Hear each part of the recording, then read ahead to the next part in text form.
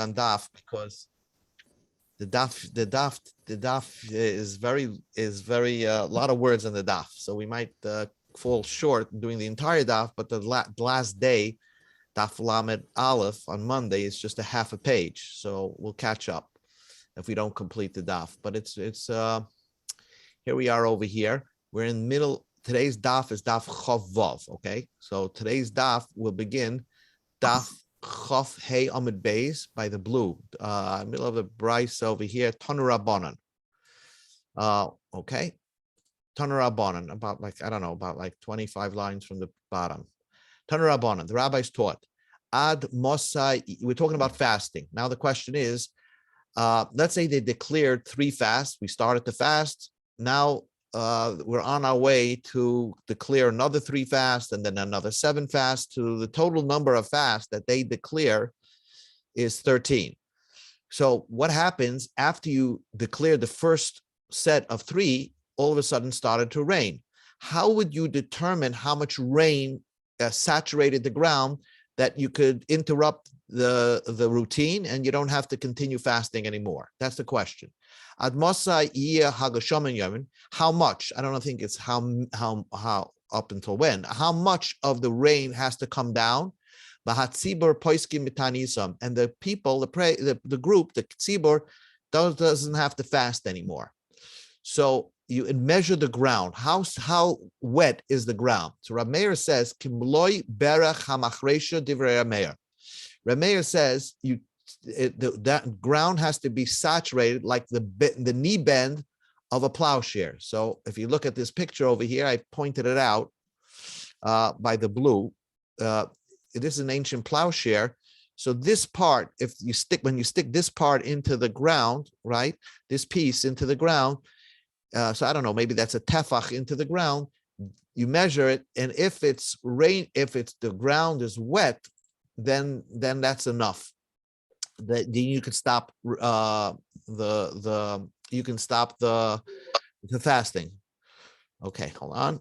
Okay, then the Brisa continues. Hold on, sorry. Then the Brisa continues. You don't have to measure the ground. It depends what type of ground you're dealing with. If it's dry ground, tefach, then the moisture has to be a tefach. But baininess, if it's like in between, then the wetness has to seep into chayim, 2 tefachs. But avuda, if it was already plowed ground, so it's soft type of earth, then shloisha tvachim. Then you have to see if the rain seeped in 3 tvachim into the ground. And if it did, then you stop. Tanya, we learned in a brisa. And now this brisa is just discussing what goes on in heaven is mirrored on earth. In other words, Tanya, we learned in a brisa. Reb Shimon ben Elazar Reb Shimon ben Elazar says, Ein lecha tefach milmalo. The earth does not get saturated a tefach from above. Let's say it rains and the rain seeps into the ground a tefach. The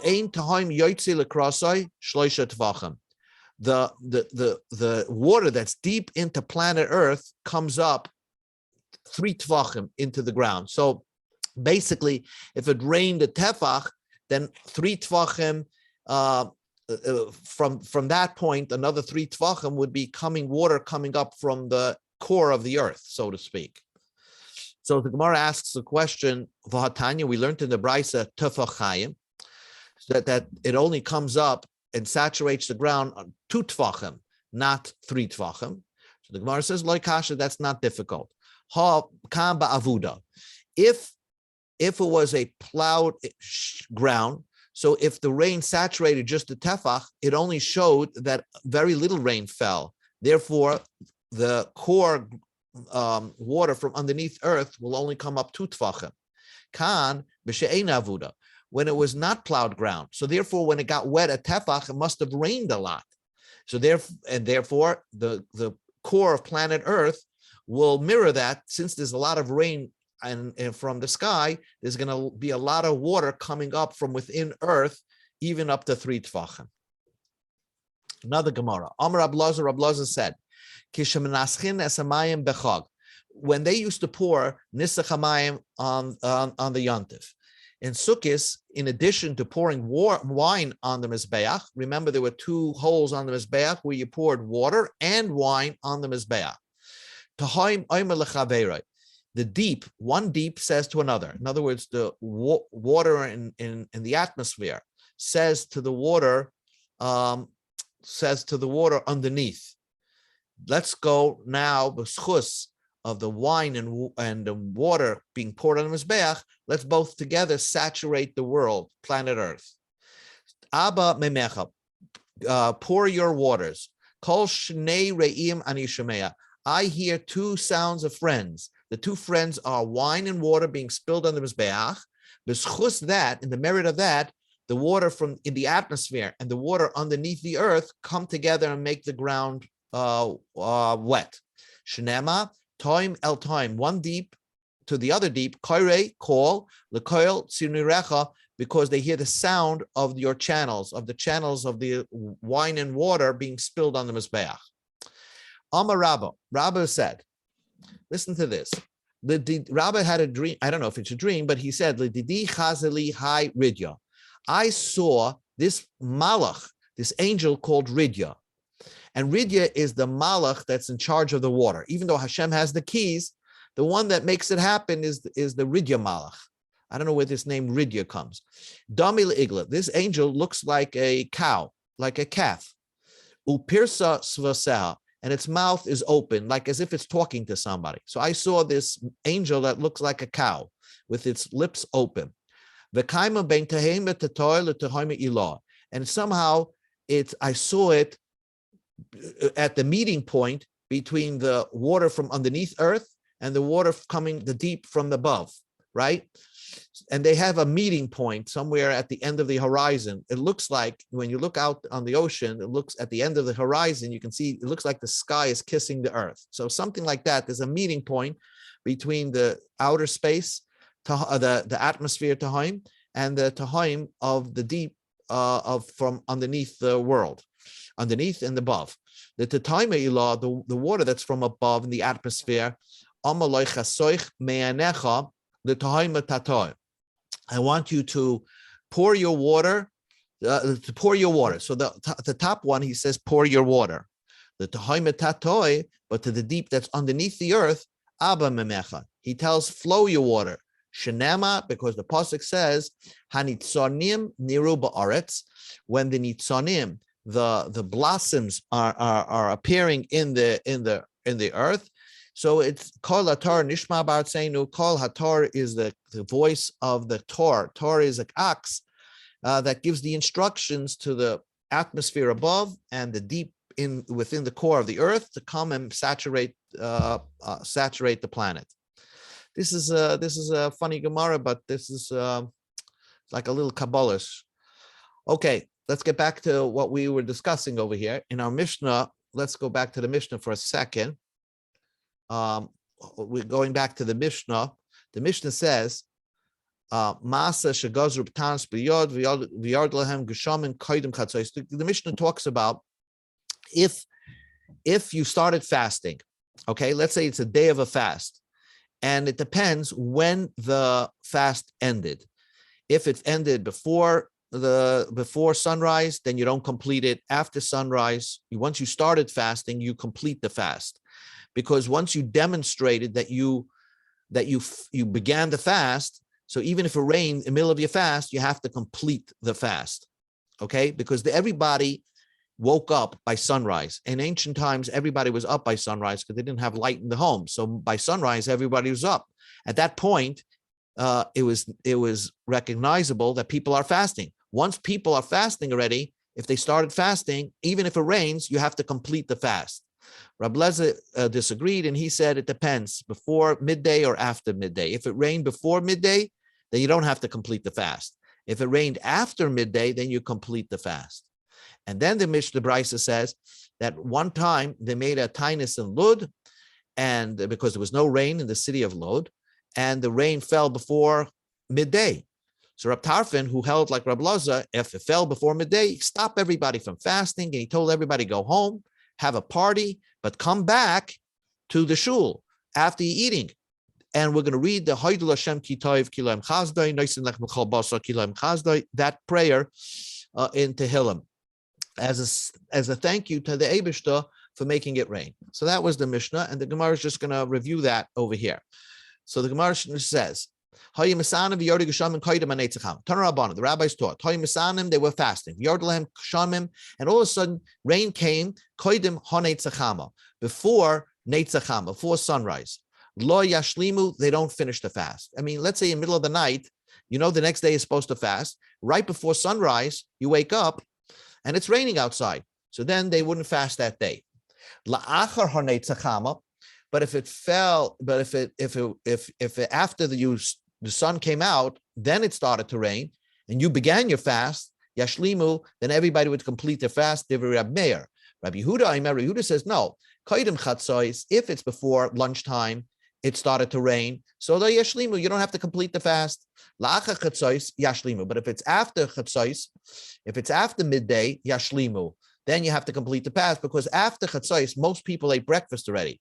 And the fact that it's after midday and you did not eat breakfast, so it's you declared, it's obvious that you made it known that it's a fast day. So once you started the fast day, you have to complete it. Rabbi Yossi says, no, it's 3 o'clock in the afternoon. Koidim teshois, if it's before 3 o'clock in the afternoon, lo yashlimu. If it rained, lo yashlimu, you don't have to complete the fast. La'acha teshois, but if it's after 9 hours of the day, 3 o'clock in the afternoon, yashlimu, then you complete it. Shekei Metzinu ba'achav melech Yisrael. We find King Achav, the wicked King Achav, he did a little bit of tshuva, and he said, I'm declaring a fast in Tanakh. He said it was in the afternoon, and he said, I'm declaring today a fast. And it was called a fast in Tanakh, Shnema, because Hashem was proud of him. Did you see? Achav humbled himself and made a fast. God was talking. So we see that you start a fast basically 3 o'clock in the afternoon. So prior to 3 in the afternoon, it's not called a fast. So therefore, if it rained prior to 3 in the afternoon, you don't have to complete the fast because you didn't start the fast yet, so to speak. The Gemara says like this: Rabbi Yehuda Nesiya Gaza Tanisa V'Yardalem Kshamim. Rabbi Yehuda Nesiya, the son of Rabbeinu HaKadosh, he was Geyser Taanis, and the rain came la'achar neitzachama, after sunrise. Sava la'ashlumin. He wanted to tell everybody, continue fasting. Just because you see rain, just keep fasting. Amalei Rabbi Ami said, no, we don't paskin like the way. The determining factor, if it rains before midday, then you don't complete the fast.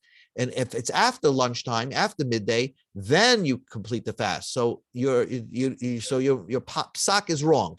You should tell everybody they can eat, because it was after sunrise and it was raining. You can tell everybody go home, and they don't have to complete the fast.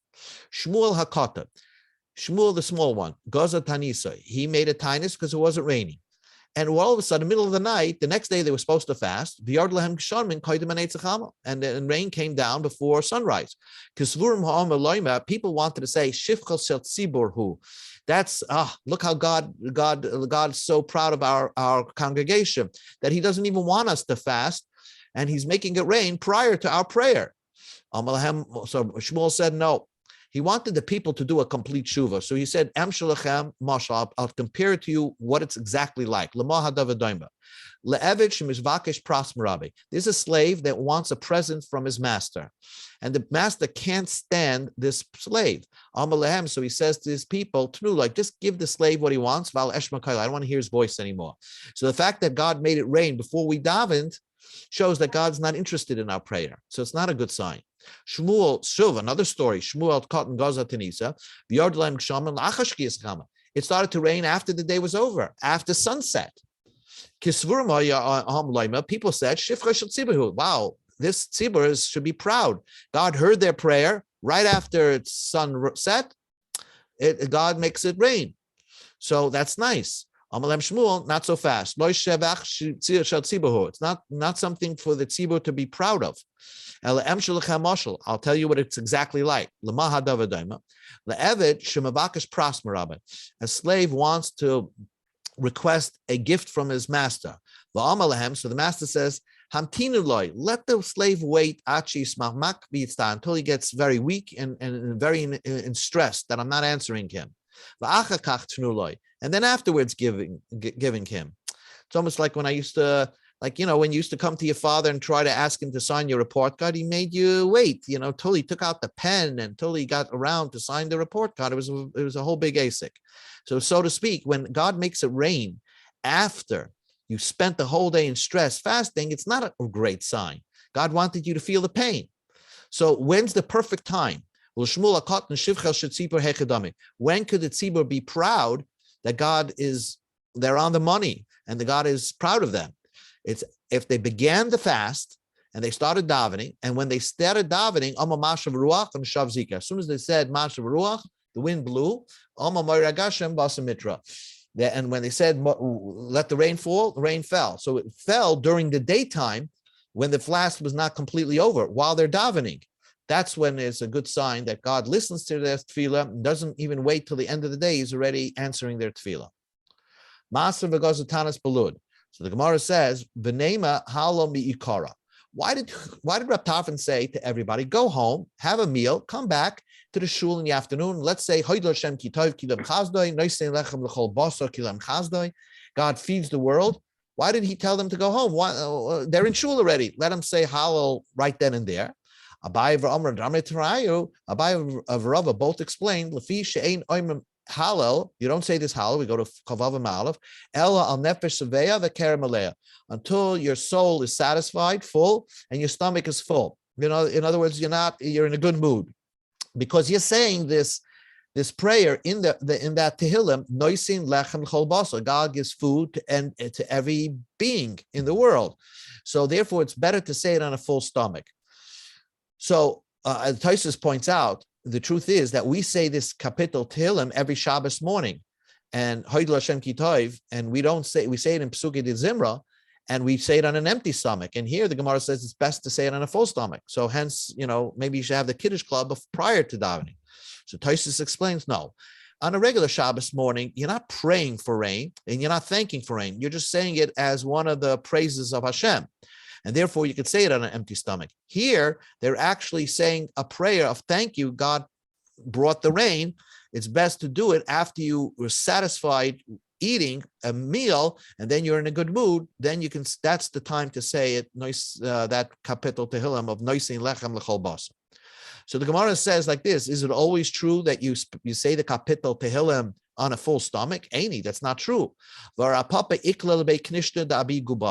Papa was in the basic Knesset of Avi Gubar, because of Taanis, and there was no rain, so he was Geyser Taanis.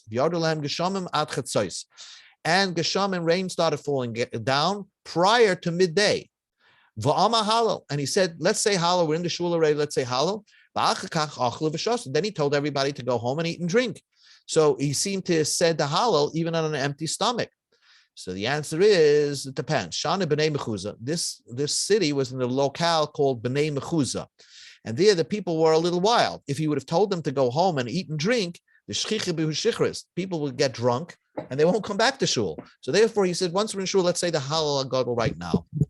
Hadron Allah Seder Taanis Elu. We finished Be'ez Hashem the third parak. Now we began the final parak of this Masechta. We know when you go to Israel, you really do duchening on Shachris, but we don't do duchening in Mincha time, right? And we don't, and our tefillah corresponding to that is we don't say Barcheinu Barbrocha, L'keinu V'Lekei. The Shas doesn't say that, and the reason is because by Mincha time we are afraid the Kahanim drank a little wine during the day, and a Kayan that drinks wine is not permitted to do duchening. So, but on a fast day, you're not drinking wine any day, the whole day. So in every tefillah, technically, you should be doing duchening. So that's what the Mishnah says. B'shloisha prakim b'shana. There are 3 times a year. Kahanim noisin eskapeim. Kahanim will do duchening, and sometimes they'll do it arba pamim bayayim, 4 times a day.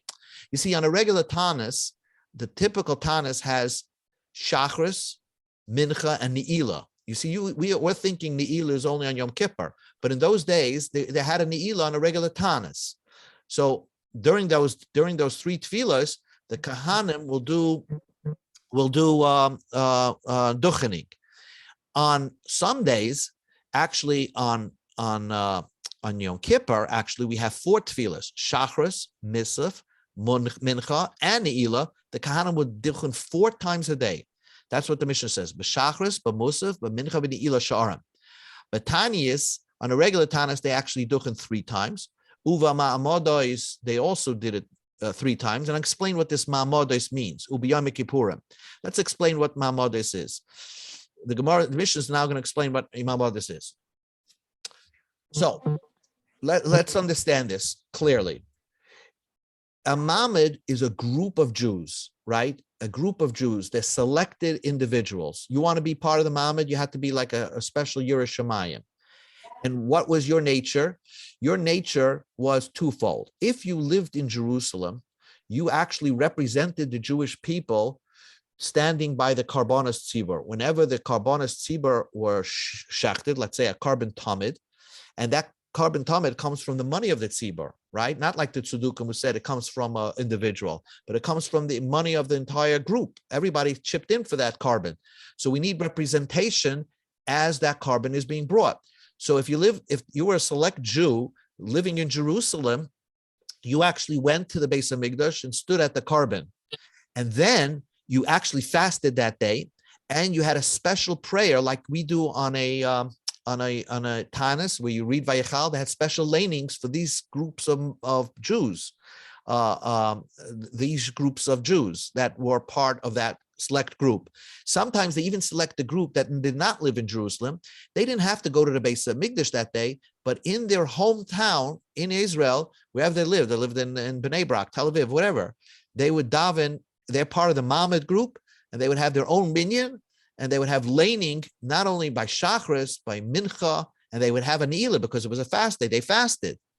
So let's read that inside. Eluhein Mamadis. These are the people. Eluhein means, what are these Mamadis? Why do we need people? Why do we need extra Jews doing special prayers during the days, every single day of the year? Why? Because the pasuk says, "Savas b'nei Yisrael as karbani lachmi." God says, God commands that you should bring a carbon siba, carbon tamid, a carbon musaf, etc. Right? And the money for that paid for that was you and I. Anybody who chipped in, the machzas shekel paid for that carbon. So the Mishnah asks, how is it possible that you have a carbon there and you're not standing there as the carbon is being brought?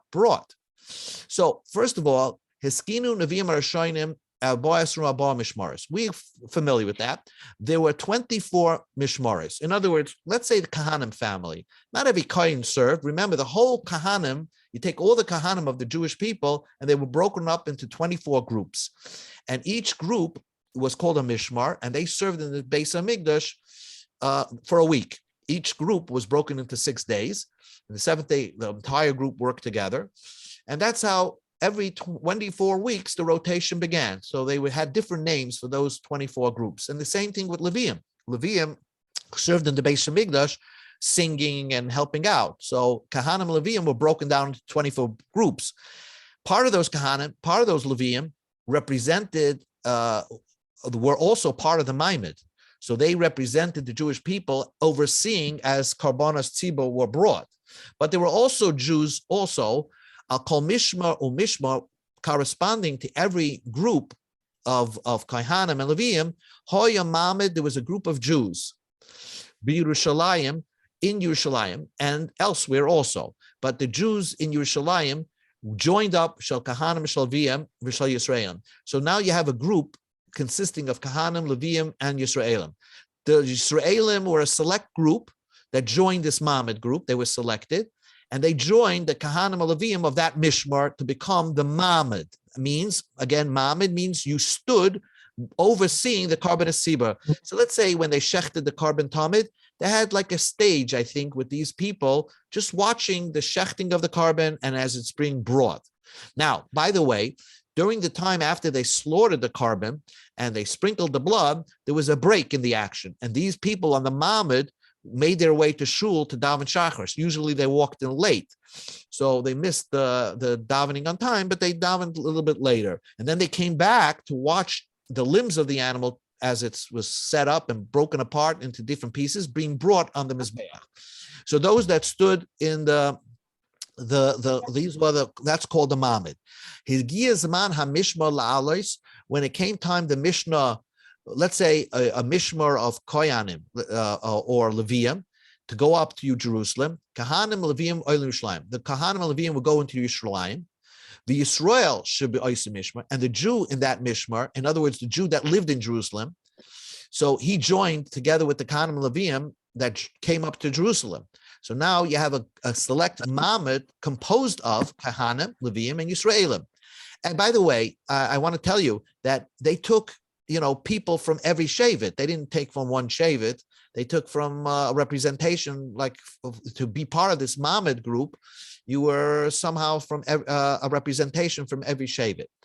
But anyway, when those that lived in Jerusalem oversaw the carbon. Those that lived outside Jerusalem, Miskan, so they never went up to the Mizbeach, but they're part of the Maimid. Very important. They're part of the Maimid, but they're not going to Jerusalem to see the carbon. What they do is fast and pray extra prayers like what we do on a Taanis Tzibur. But instead of reading Vayechal Moshe, they read Sefer Bereshis. They read, let's say, Miskan the Karim B'Maaseh Bereshis. They read Parshas Bereshis. We're going to see what that means in a second. B'Anshei Mamid, if you were selected to be part of this Mamid, it wasn't easy. But since that week you're part of the Mamid, you had to fast Misfana Abor Yom B'Shvua. You fasted 4 days during the week. Yom Beis ad Yom Chamishi. From Monday till Thursday you fasted. But Friday you didn't fast because you shouldn't come into Shabbos hungry. Sunday you shouldn't fast. Now Sunday, why couldn't you fast? So you shouldn't leave Shabbos, which you ate up a lot, and then you fasting on a Sunday, it causes a weakness in the body. You have to ease your way into it. So they only fasted Monday through Thursday. And they had special lanings. By Yom Rishon Bereshis, V'hi They read the first day of Sunday, they read Bereshis and V'hi Rakia. Because remember, they had to read 9 psukim. So they had to call up a Kohen Levi Yisrael. So they read Monday and they read what was created on Sunday and what was created on Monday. B'sheni V'hi Rakia V'kavamayim. B'shlishi Yikavamayim V'hi Moiris. B'ravi Moiris Yishitzomayim. B'chamishi Yishitzomayim V'yitaytzaras. B'shishi Taytzaras V'yikula Shemayim. And so on Friday, they read Taytzaras V'yikula Shemayim. And that's the whole Sefer, the first part of Bereshis. Now, why did they read this? You probably figured it out. Why would they read Sefer Bereshis? The people who were selected as the Maimid, representing the Jewish people, praying that God should accept their karbonos, read Parshas Bereshis. Because the world stands because of karbonos. Ashloisha devar ma'olam oimid, al Torah, al avoda, al gimel sodom. Voida is karbonos. So because that the world is being sustained by the karbonos, they read Parshas Bereshis. They had their own meaning. They read Parshas Bereshis. We read on a Monday, on Thursday, we read the parsha that they're going to read on Shabbos. On Monday and Thursday read Parshas Bereshis. And the Mishnah says, Parsha Gedolah Karan Oisim Bishnayim Bakatana Biyachid. If the parsha had 6 psukim, then you could call up 2 people. If a katana, but if it only had 3 psukim or less, Biyachid, they only called up 1 person. And when did they read the Sefer Torah? When did they read the Sefer Torah? These Mamid minyan. We'll call it a Mamid minyan. Why? They read it b'Shachris, listen, b'Musaf, and Musaf. Now, and a Musaf, they read the Sefer Torah. Uba Mincha, but if by Mincha, they also had to read, like we read by Mincha on a Taanis from a Sefer Torah, they would also read from a Sefer, but they didn't read from a Sefer Torah. Everybody would go into the shul, if you were part of the Maimon, and you'd read out of a Chumash by yourself. They didn't want to bother you, I guess, because you were fasting the whole day, you're already tired. So you read from the Chumash and you didn't pull out the Sefer Torah. Erev Shabbos b'mincha lo yenichnasim. Every Shabbos b'mincha, they didn't even have the Mamad. They didn't even read from the Sefer Torah, and they covered Shabbos. Mincha, it was like lahavdil. If you don't say Tachnan, you're happy. So Erev Shabbos, like by Mincha, they didn't have this Mamad reading of the Sefer Torah because of covered Shabbos. Kol yom sheyesh boy halal. Let's say it's halal. Let's say it was a day that you read halal. Now they were afraid. Listen to this. If you were the Jerusalem Mamad, and it's Hanukkah time, and you have to read Hallel, and you're davening so long, you're going to skip the Hallel to go back to the base to skip the Hallel and do the Mamid, because the Mamid is very important to do the whole tefillah of the Mamid and read the Sefer Torah. So they didn't want you to skip the Hallel, because Hallel is Daraisa. So Kol Yom Sheish by Hallel, any day that you had to read the Hallel, Ein Mamid b'Shachris. They didn't do the Mamid, they didn't read from the Chumash Shachris, but yes, by Mincha time. Karba Musaf, let's say there was Karba Musaf that day. So first of all, Hallel on Rosh Chodesh is a half Hallel. It's not really, it's only a minute to say that Hallel. So the Rosh Chodesh, when you brought a Karba Musaf, so during Shachris, you said the Maimid, you read from the Chumash, but since Karba Musaf, you're busy helping out with the Karba Musaf, because Karba Musaf was not one animal, that a few animals, sometimes many. So the Mamid people were busy helping out, chopping wood, bringing water. The Kahanim of the Mamid were helping out in the Beis Hamikdash. So not only didn't they do Mamid, read the Sefer Torah by Mitzvah and Mincha, but Ein B'Ne'ilah. By Ne'ilah also they didn't remember, they were fasting, so they had a Ne'ilah. They didn't even read the Mamid then. Karban Eitzim. Now, what's the Karban Eitzim? There were special holidays for individual families. We'll discuss that in a moment. Ein B'Mincha. They didn't do it by Mincha, but yes, by Ne'ilah. If there was a Karban Eitzim that day, they didn't do it by Mincha, but yes, by Ne'ilah. Divrei Rabbi Kiva. Amalai ben Azai ben Abba says the opposite. Kach Choyer B'Shina Shaina. Karban Musaf, if it was a Karban Musaf day, Ein B'Mincha, they didn't read the Sefer Torah by Mincha. Karban Eitzim, Ein B'Ne'ilah. And when there was a Karban Eitzim that day, they didn't do Ne'ilah. Again, Rabbi Kiva ben Azai. Rabbi Kiva learned like Ben Azai. So in other words, when there was a Karban Musaf, that's the right way. Karban Musaf, they didn't have Mamid by Mincha, yes, by Ne'ilah. But Karban Eitzim, if there was a Karban Eitzim that day, they didn't do Mamid the whole day, basically. Ein B'Ne'ilah. And that's the way Rabbi Kiva turned around his position. What is this Karban Eitzim? What are we talking about over here? So now is a very interesting part of the Mishnah. The Mishnah is discussing now is that when they built the second temple, they didn't have wood. So there were families that donated wood. They're called the founding fathers of the Beis Hamikdash. And so therefore, their families donated wood on the beginning of the second temple. And because of that, they declared holidays for these specific families, that these families have a national holiday. Is their holiday that they come up to the Beis Hamikdash, wherever they are, the family gets together and they donate wood. Even if there's wood in the Beis Hamikdash, they would be able to donate special wood to be burnt on the Mizbeach, and they would bring a carbon. And that was a holiday. So the names of the family were certain Kahanim families that was known. Zman Atze Kahanim Va'om. There's certain Kahanim families that everybody knew when they celebrated their holiday, certain families of Kahanim. Va'am Tisha, there were 9 holidays. So the Mishnah said, Be'echad ben Nisan, the first day of Nisan was the holiday of Bnei Orach ben Yehuda, on the son of the family of Orach ben Yehuda. If you were part of that family, Echad ben Nisan was your holiday. Family got together, you went to the Beis Hamikdash, you brought wood, and because of that, the people of the Mamid would come and greet you and clap and watch you walk into the temple. So the people of the Mamid were busy welcoming this family. So therefore, they didn't have Mamid that day.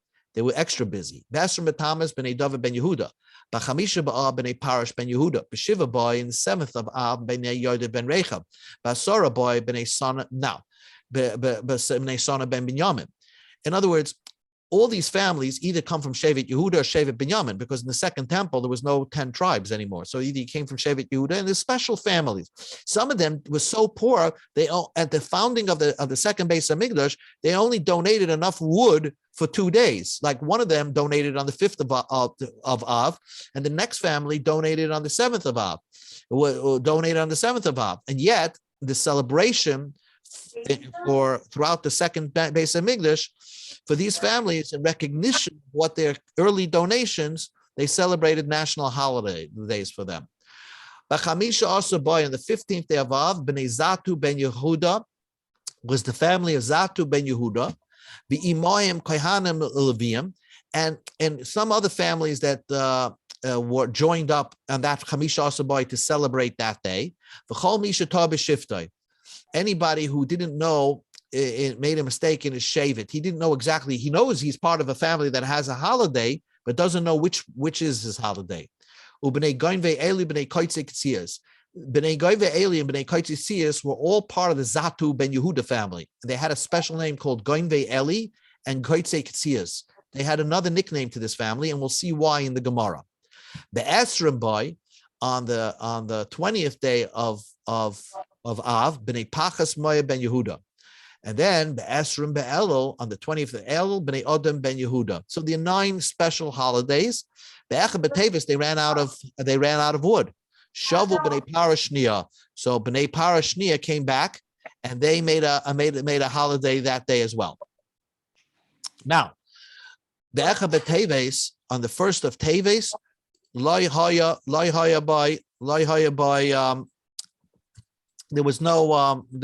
no Echad B'Tevis, there was no loy haya by Mamad. The first day of Tevis is Rosh Chodesh, it's Chanukah, it's a Halal, and a Karban Musaf that day. So there was no Mamad at all. No reading of the Sefer Torah and Parshas Bereishis.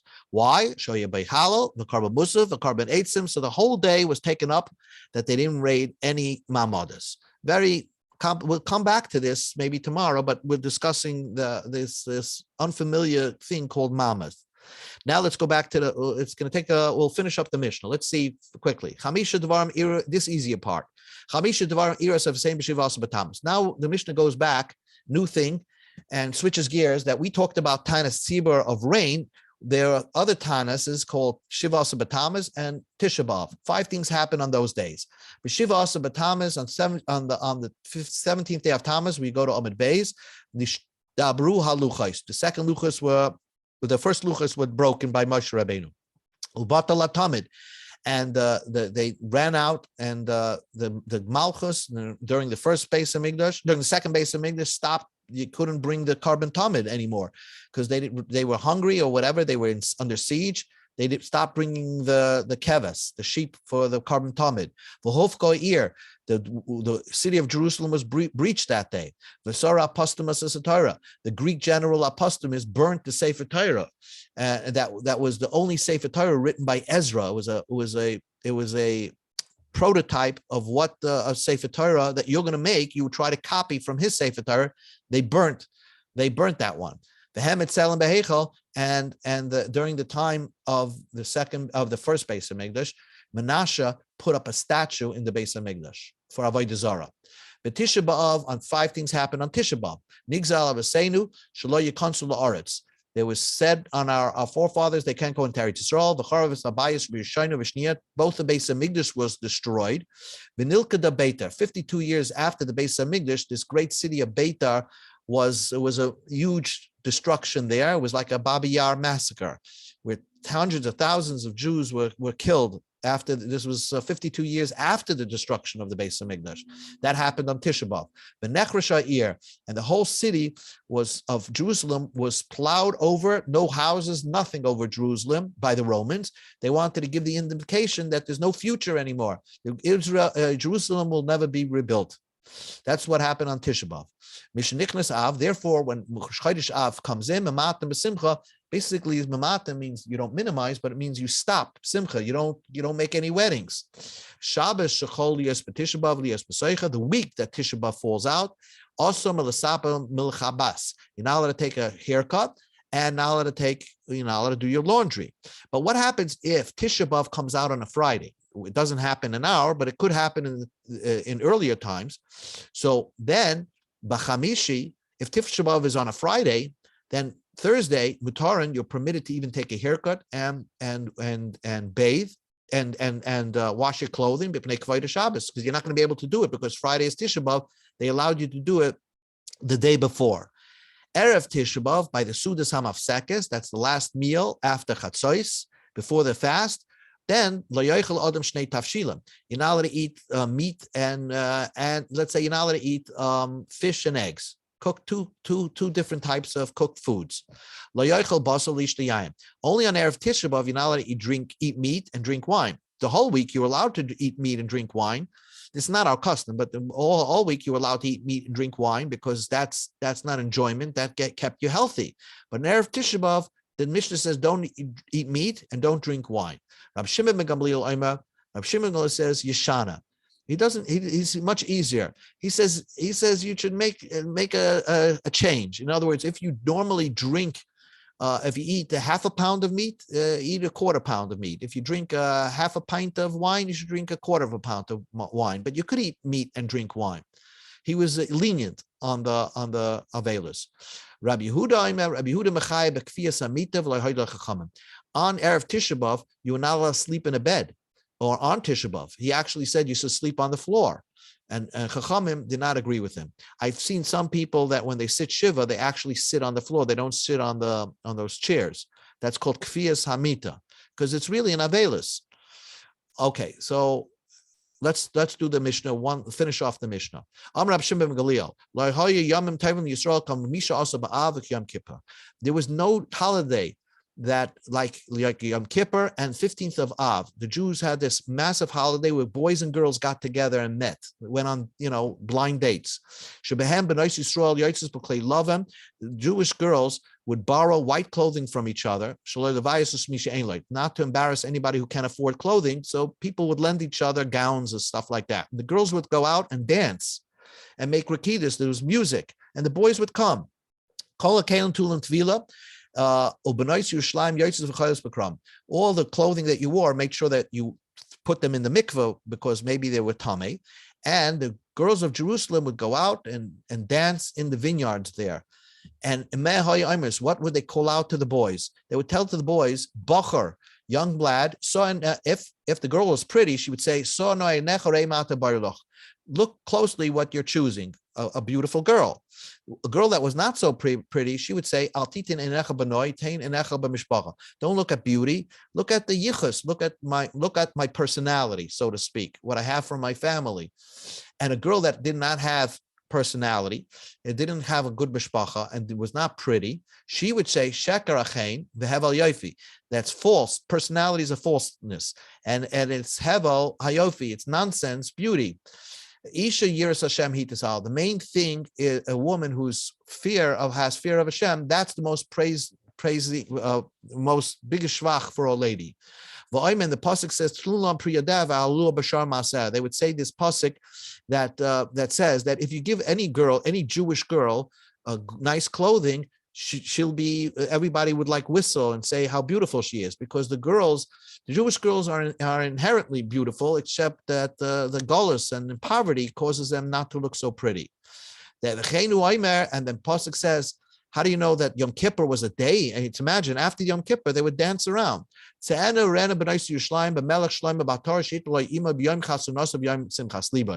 out, girls, and show that you're available. What day? On the day that Imoy, the mother of God, who's the mother of God? The Jewish people, crown God. On that day, on the day of the God got married, which is the day of Matan Torah, which is Yom Kippur, because that was the Luchas came down on Yom Kippur. That was a special day where God married us, so to speak. On the day of the happy day, which was Yom Kippur, when Shlomo HaMelech built the second base of Migdash, Binyan built the first base of Migdash. That was the Binyan base of Migdash, and the Mishnah ends off, let the big base of Migdash be built speedily in our days. Again, this is a whole Mishnah of the fourth parak that we just did. The whole parak in Mishnayos. Usually it's broken up, but in this Masechta, it seems that the whole Mishnayos is brought in the beginning of the parak. Beautiful. Interesting. Hey, wow. That's why it's very hard, first of all, to clearly understand what's going on, and also to a lot of words on the page. A lot of stuff. That was a lot. Okay. Yes. Okay, very good. Very Good nice, very nice. everybody. Good enough. Good enough. Good Thank night, you. Good night. Shakashu Brett Baruch. Yes, I will. Thank you. Shikoyach. Gute Nacht. Good night, everybody. Gute Nacht.